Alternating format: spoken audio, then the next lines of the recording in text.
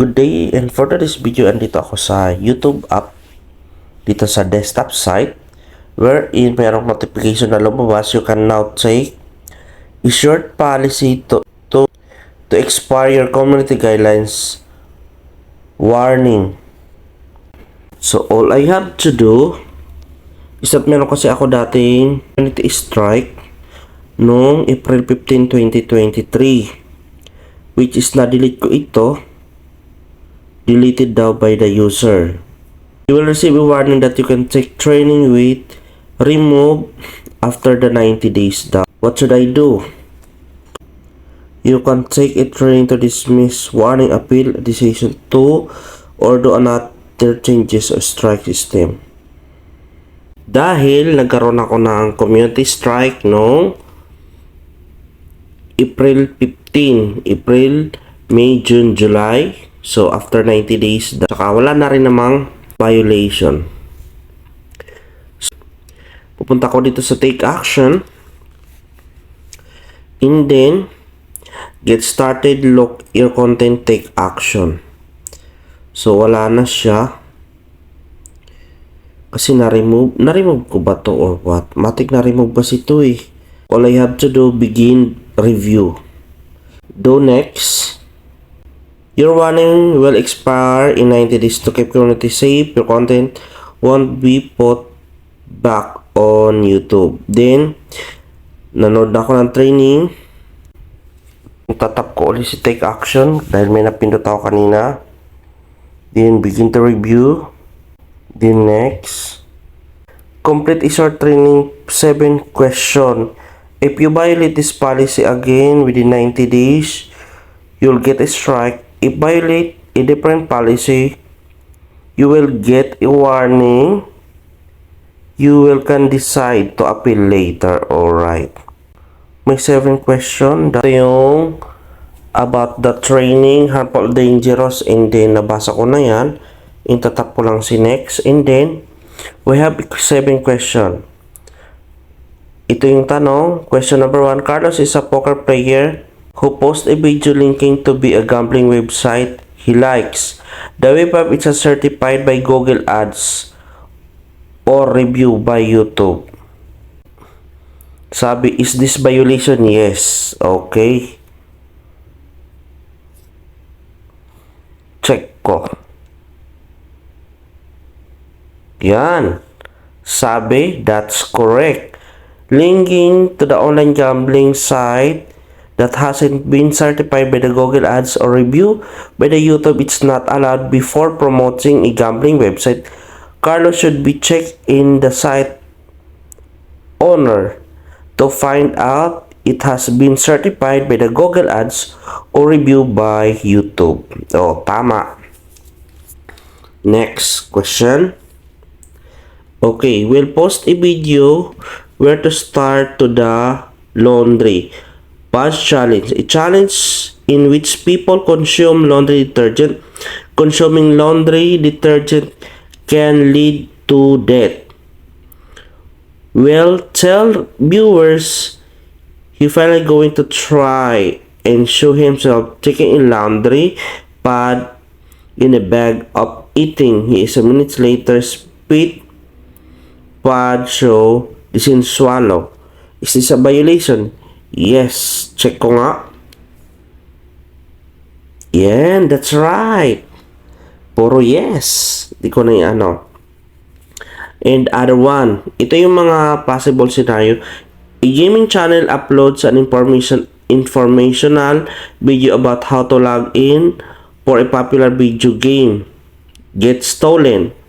The host demonstrate how to create a fake landing page to collect login details for video games account from unsuspecting user. Yes. Is this a violation daw? Check. Yeah, that's correct.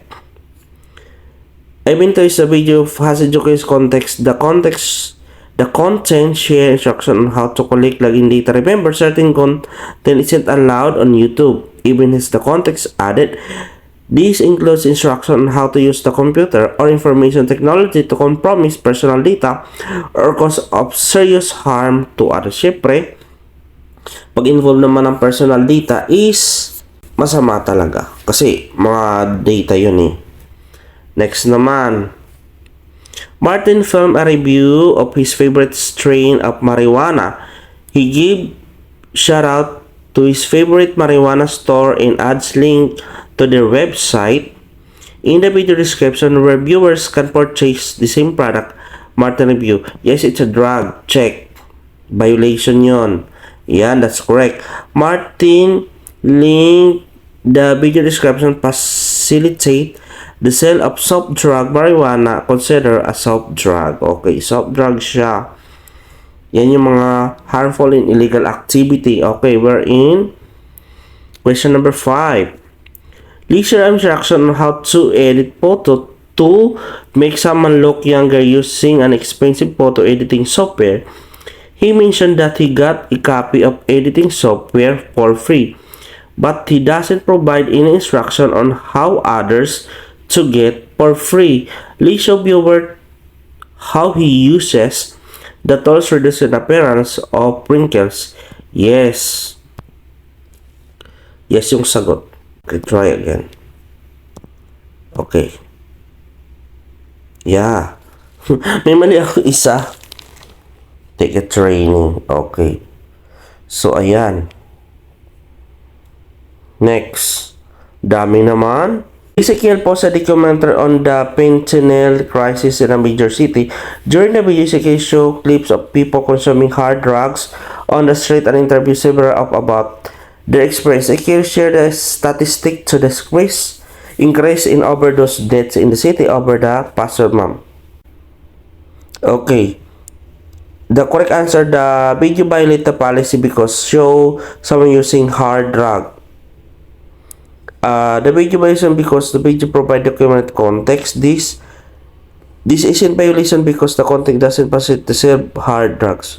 I think this one. Check ko nga. Oh, mali pa din. Ezekiel documented. Okay. Oh, try ko nga.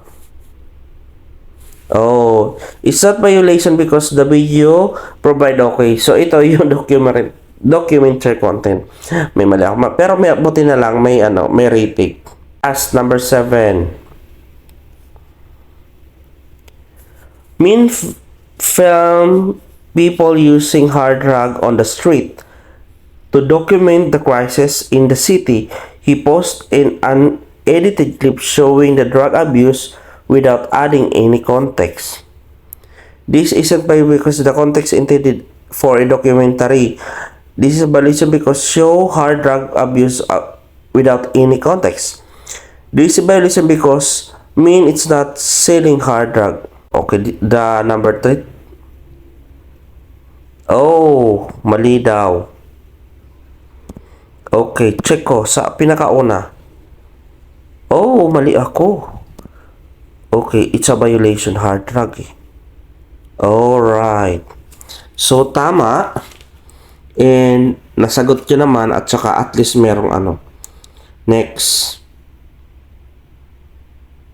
Nice work. You've completed that training. Okay, ito yung policy training. So, natapos ko na yung after 30 days ng warning about the community strike. So, magiging maingat na lang talaga ako sa pag-upload, lalo na sa mga video included yung may mga link. Your warning will expire on 24. If you violate the harmful or dangerous policy again, before warning expire, you will get a strike. If you violate different policy, get another warning to get opportunity to take another training. Close the training. Kita nyo ay completed on October 26, 2023. Your warning will expire on January 24, 2024. So, ito pa din ang nangyari. Is training completed. So, expire. So, titingnan ko na lang. Wala na akong pipindutin dito. Alright. So, antayin ko na lang. I-update ko kayo kung ano yung mangyayari sa susunod.